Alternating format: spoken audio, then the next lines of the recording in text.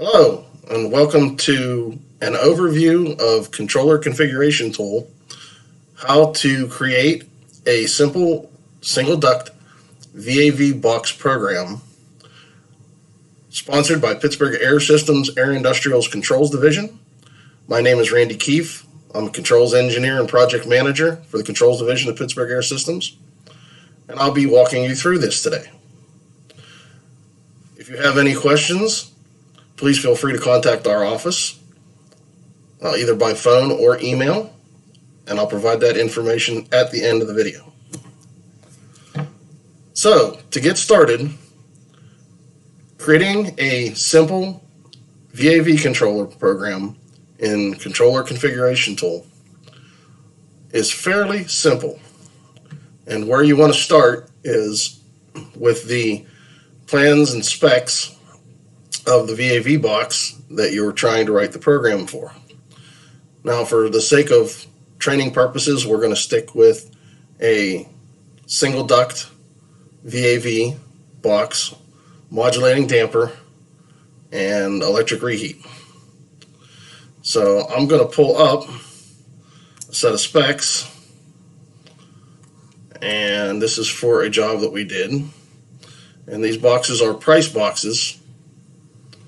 So the first thing we want to look at is the model number, our primary CFM flow, which in this case is 500 CFM for a max, a min of 500, so these are constant volume boxes, 0 for a heat min, and static pressure we're not too worried about, we don't have to set that up. It is a 7-inch box, that's size 1. So that's about all we need to know for the moment about the box itself. And then if we scroll down into Price's tech sheet, we'll see that the heating coil needs 500 CFM, and it's an electric heating coil at 480 volt 3-phase. It's an SCR control. So that basically gives us all our information we need to write a program for this particular VAV box. Now we'll be referring back to this spec as we go. Okay. So what we want to do is we'll minimize this and start up our controller configuration tool. And for the sake of demonstration, we'll be using the latest version of CCT, and that is 13.1, and we'll be running this in release mode 10.2 for firmware 6.2. If you need to modify this, you can go up to Tools, Settings, Release Mode, and either go 10.2 or 10.4. But for this sake of demonstration, we're going to use 10.2. Okay? So, in the upper left-hand corner, we're going to choose File, New, which will create a new program. And we'll call this VAV _1 because that's what they called it on the spec sheet. System type, we'll pull the drop-down menu down and choose VAV. System configuration will be single duct, and here in the United States we always use Imperial. And we'll say OK. And then what you'll see come up is the System Selection Wizard. Now this System Selection Wizard is going to ask you all kind of questions about the properties of your VAV box. Okay, so your supply damper actuator. If you're using any of the Johnson Controls products or PCVs, either the 1615 or 1630, they come with an integrated damper actuator. We typically use the integrated actuator, so we'll leave that alone. You can, if you had a proportional actuator or an incremental actuator, you could choose it here, but most of the time we use the integrated actuator. For coils, we're going to use box heating. You can see it defaulted to hot water incremental. We're going to change that to packaged coil SCR. and then you notice there's a plus sign here next to it. So we can include a heating enable binary output if we wanted to. So if we had to like close a relay first before sending a signal to the SCR, we could do that. There's no supplemental heating in this box. Once again, refer to your drawings or your spec sheets. You can see that you can put in optional lighting or calibration solenoid valves if you want to. You can add sensors, either a supply air temperature, which will give you the temperature coming from your air handler, or a discharge air temperature, which is the air going out of your VAV box. For sake of purposes, here at Pittsburgh Air, we typically always put in a discharge air temperature sensor, so we're going to select that. And then underneath the zone temperature, we're going to have a set point adjust. And then we have to make some decisions of whether we want a common set point adjust to give them an actual degree set point, or if we just want to give them a warm cool. I like warm cool, so I'm going to give them warm cool. You can put in here temporary occupied support for the set point. I'm not going to choose that just for the sake of demonstration. You can add humidity sensors, occupancy sensors. And a lot of our new NS8000 wall thermostats, you can have the occupancy sensor built in. You can have humidity built in. You can have CO2 built in. But it's up to you. Under miscellaneous, you can have an energy hold off switch, a unit enable, or if you wanted to put this on, say you were taking this controller and replacing one that's on an existing N2 Johnson network, you could configure this to talk N2 to replace an old Johnson N2 controller. We're not doing that. We're going to create one new. We're going to make it backnet, so we're not going to check that. We're going to click on next, and it says, how do you want to control the reheat coil? Well, we want it to control the zone. We can have it discharge air reset by zone, heating flow reset, always occupied. We're going to do zone control. So our zone temperature and zone set point are going to run the reheat coil. We do want to use scheduled occupancy. We typically do that all the time. I will give it override support. So if they want to override the occupancy, they can. Heating priority is box heating used first.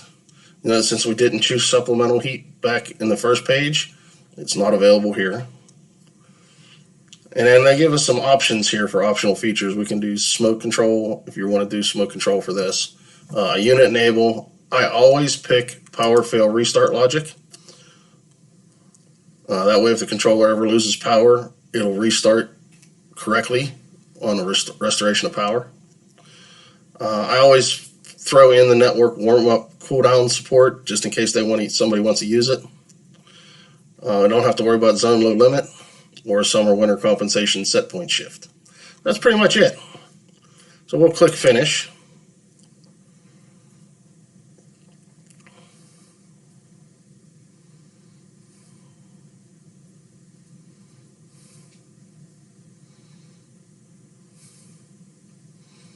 And through the magic of software, there we go. We now have a basic functional single duct VAV with SCR electric reheat program. Okay, now there's a few more things. This program will actually function without any issue whatsoever, but there's a few things to notice in here. First, you'll notice it put in all the points that you need. Network inputs, physical inputs, network outputs, physical outputs. You can set up all the parameters down here below, all your logic blocks. These are your logic blocks. The one thing to note is down here in this lower left-hand corner. You see how this big red not assigned is down here? That means it hasn't assigned any of these physical inputs and outputs yet because it doesn't know what controller you're going to use yet. So to do that, we need to go up here to the upper right and click on the Define Hardware button. Now here's another magical feature of controller configuration tool. If I click on Define Hardware, it'll look at the system select and say, oh, to do this, you need an FX PCV 1630. And it always gives you, no matter what you do, it always gives you a local display. You can't do anything with it. And it knows you're putting a zone sensor in, so it automatically adds the zone sensor for you. Okay. Now you'll see there's some other tabs up here in the Define Hardware. One of them is your point assignments. So CCT will automatically assign all the points for you. So you can see that the discharge air temperature is going to be wired to universal input 1. The discharge air velocity pressure, which is built in to the PCV. And you can see right there it says integrated digital velocity pressure. Your heating output is going to be wired to configurable output out 4. And your supply air damper is going to be use the integrated damper for damper O. Those will work in conjunction. Okay. If you're going to place this on a BACnet network, you can go to the next tab, which is network settings. And they always default to 4 and 1. So you can change these to whatever your system needs. I'll just change them to something arbitrary. Okay. Atypically, the Packages tab, the default controller, and the N2 mapping you don't have to play with. You will play around with this N2 mapping if you're creating a replacement controller to go on an N2 network. That's the only time you'll have to play with this N2 mapping. Okay, and you'll never have to play with this Packages or default controller. CCT already comes pre-configured by default with all the correct settings. Okay, so we'll click on Close down at the bottom right. And now if you'll notice down in the lower left, we get a green FX PCV 1630 address 16 with a BACnet ID of 5016. And then you'll notice up here that it's assigned point locations, or point terminations, to all your physical inputs and outputs.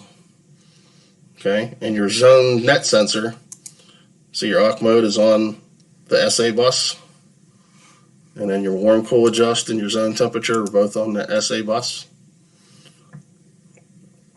So now you can change these if you wanted to.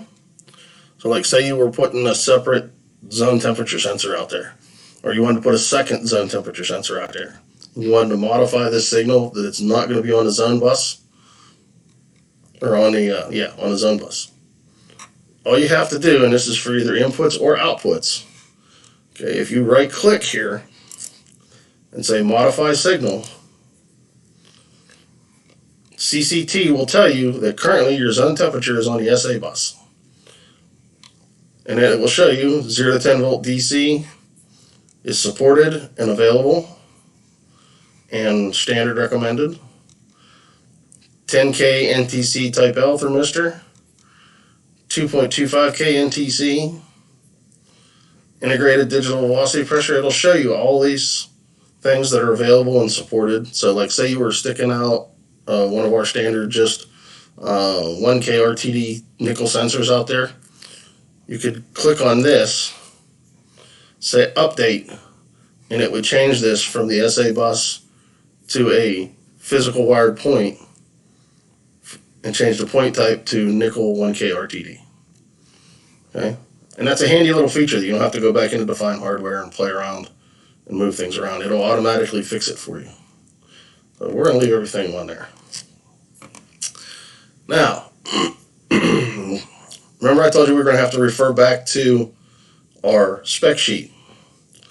Well, we're going to have to do that down here in this parameters section. Okay, so typically you're going to want to hit this edit button. Okay, and now you see all these values are able to be changed. And what we're looking for down here is balancer information. So right here, balancer override, single duct. So our max flow, if we look back on our spec sheet, was 500. Yeah, VAV1 500. So we'll go over here and we'll change this 1000 to 500. Our AUC min flow, we'll go back and check. Min 500. Remember I said earlier is constant volume? 500.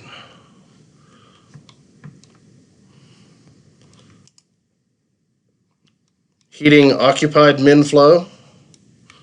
We'll go back over here and look at our spec. Heating min CFM says 0. I don't know that I like that. This is where you kind of got to be smarter than the spec sheet. You got an SCR reheat, and it's saying the min CFM for heating is 0. I don't necessarily like that. So I'm going to go back over here and I'm going to change this to at least 100. Okay? And you may have to modify that once you get the controller installed and out in the field and working. But this will give you a good base to start. Now, the last two things you have to set up in this parameter section is the supply air area and the supply air K factor. And these are calculations. And Johnson Controls is real nice, and they made it so you don't have to do the math. And I'm all about not doing the math if I can avoid it. So they put out this sheet, and we can get this to you. All you have to do is contact us and let us know, and we'll send you this. That tells you if you want to do the math, it'll tell you how to do the math. But you can see down here that it goes through and gives certain manufacturers. And one of them is EH Price. So, and you'll notice PDF, it'll let me click on EH Price. So it tells me it's a 90-degree travel, counterclockwise rotation to close, half-inch round shaft, single duct. It gives me some basic information. And then here's my inlet size, CFM, area, and K factor. So we go back and look and see that this is a 7-inch duct. So we'll go back over to our cheat sheet. 7-inch, our area is 0.267. So we'll go over here in our area and put 0.267. And then we'll go back over here. And it says our K factor is 2.34. So we'll go back over here and say 2.34. And that's all we have to do. We'll hit apply, and it saves them in there. Okay. Now, another great part about controller configuration tool is that if you want to, you can simulate this program and make sure it does what you want it to do before you actually stick it out in the field or even load it into the controller. So if I click on simulate, it wants me to save it, so I'll say yes. And I'll just save it to the desktop. So now it says, okay, what do you want your discharge air temperature to be? What do you want your discharge velocity pressure to be? You can set all these up. Okay, so we'll just leave it go the way it is and say start simulation.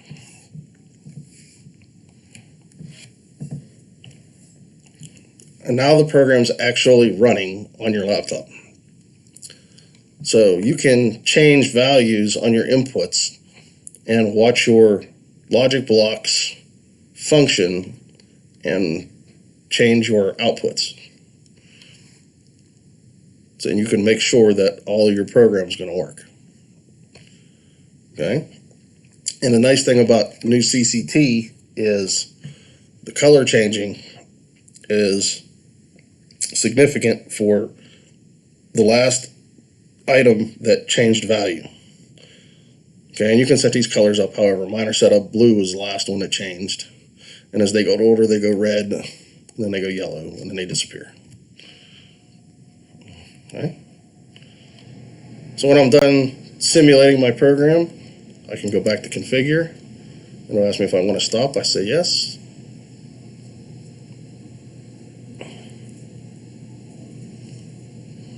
And it'll shut down the logic control.